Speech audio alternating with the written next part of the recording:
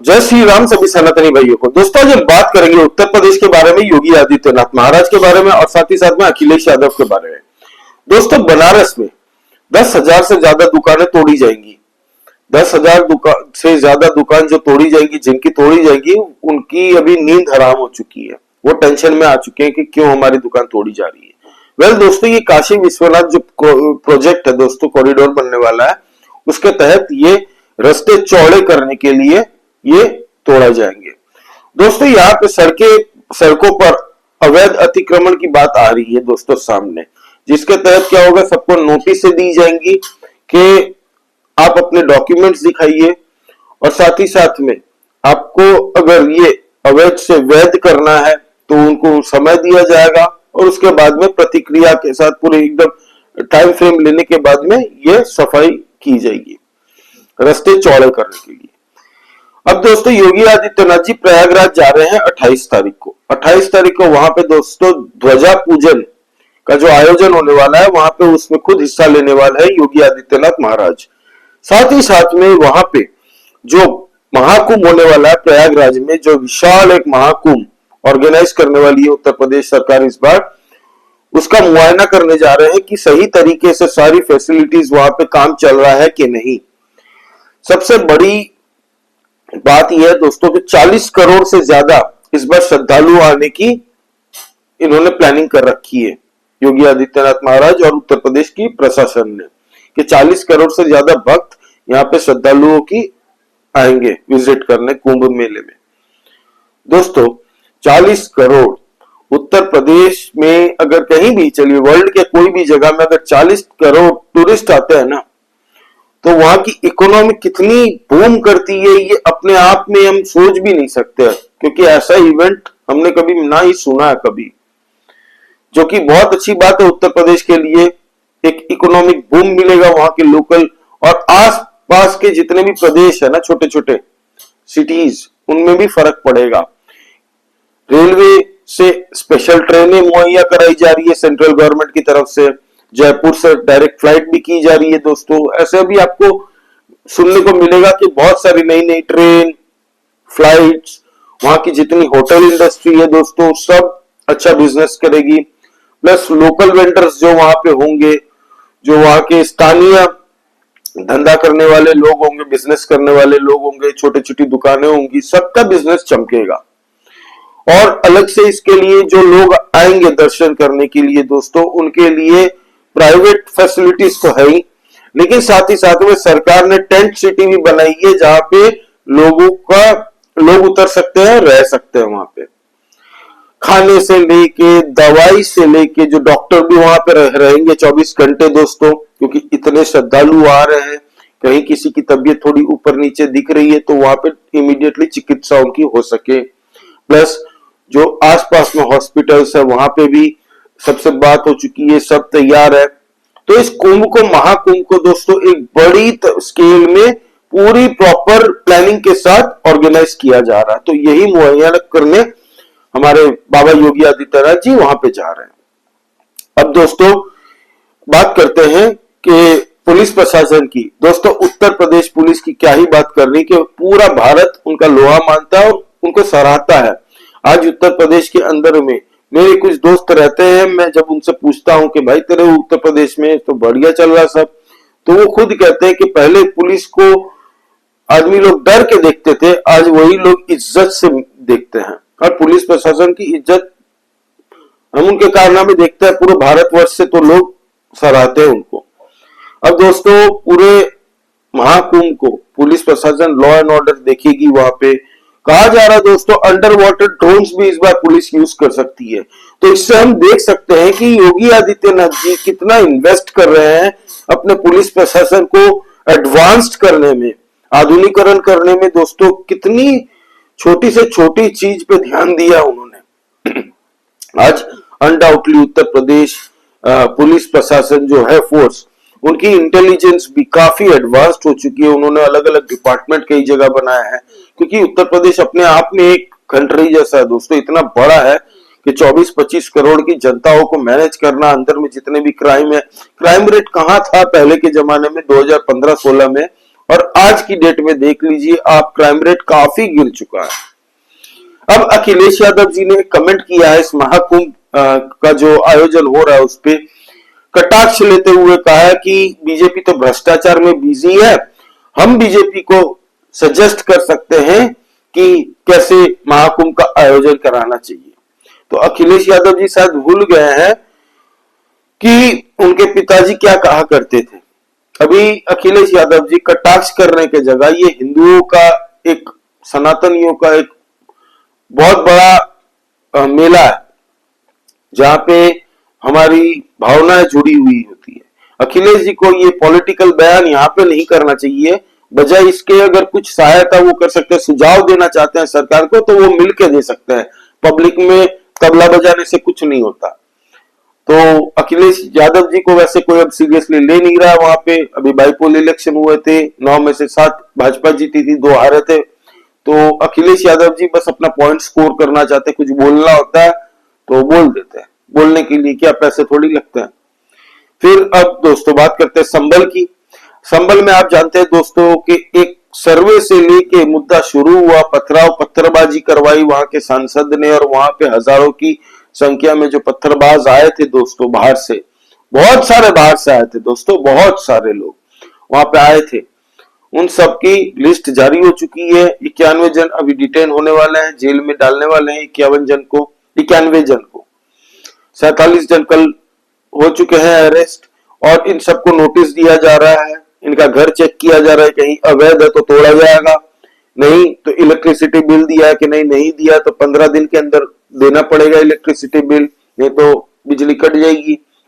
और जेल के अंदर में ये पत्थरबाजी के ऊपर जितने भी केस चलेंगे वो तो चलते रहेंगे, सर्विसिंग भी अच्छी खासी होगी इनकी।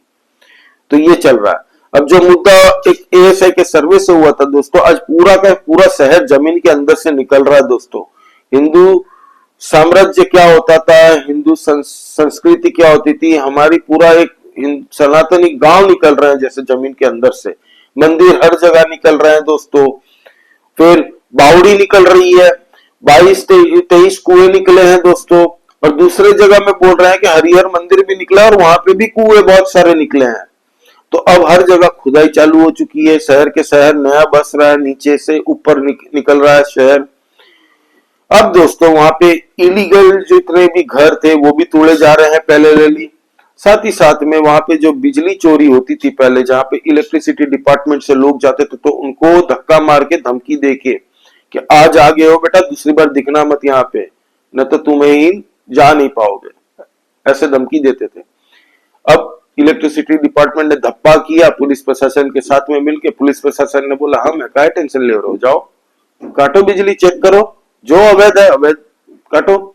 एक तरफ ये जियाउर रहमान बर्क, जो कि इसके दादाजी वो शफीकुर रहमान, तो ये शफीकुर रहमान जो था, जिसके दादा ने 2012 में मंदिर में पूजा ना हो इसलिए धमकाया भी था। राइट टू वर्शिप एक्ट वहां पे तब उनको याद नहीं आता, क्योंकि वो तो खाली हिंदुओं पे लागू होता है, बाकी किसी के ऊपर लागू नहीं होता हमारे देश में।